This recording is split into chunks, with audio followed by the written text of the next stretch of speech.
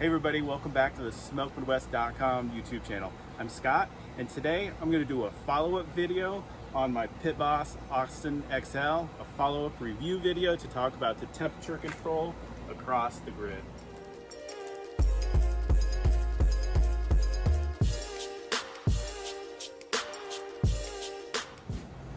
Before we get going, if you'd hit that subscribe button, it really helps my channel out. And if you find this video helpful or useful in any way, hit that like button. I'd really appreciate it. So this is what we're doing today, is I want to show you the temperature control from left to right.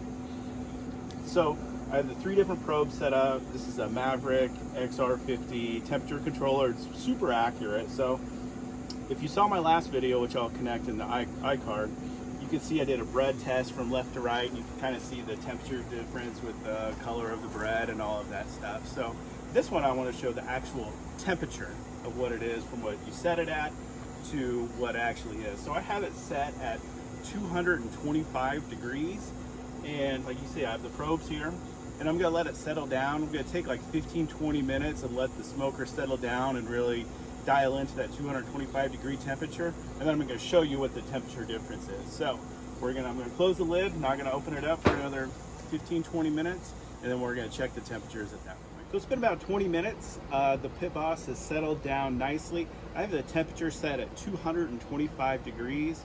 I'm actually using Myron mixing pellets. It's all they had at the hardware store. It's all I could find. So that's what I'm using for that. Ambient temperature outside, it's about 100 degrees out, so it's pretty warm. It's in the shade, which helps a lot, so that kind of affects your temperature. So with your Pit Boss, you know, your mileage may vary type situation depending on ambient temperatures. It's not having to work as hard to keep temperature, but this is where we're at so far. So the dial here is about 225. It's pretty much on. The temperature controller down there says 225, which is accurate. So the way I have it set up is I have a temperature probe here, here, and here. So the one on the left is right at 223. So pretty much dead on. The one in the middle, 246. And the one clear on the right is 253. So about a 25 degree temperature difference from left to right.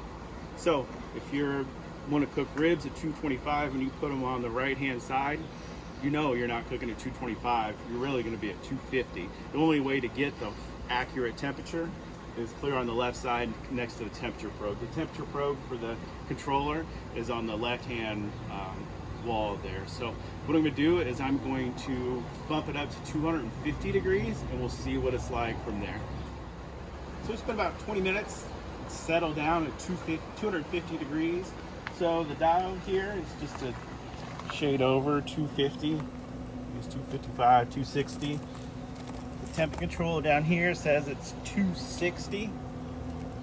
And so for the temperature from left to right, here this one is 257. The middle one, 310. And the far right one is at 305. So kind of with the 225 degree setting, about a 50 degree temperature difference from left to right, and that's beginning in the middle and going on the right hand side. So there again, if you want to be smoking some at 250, it better be clear at the left hand side next to the temp probe, otherwise you can expect a 50 degree temperature difference. So like I said, if you guys find this video helpful, like this video, leave me a comment, let me know what you think. If your Pit Boss does the same thing, I like to read those, I always respond to them, and we'll see you in the next video.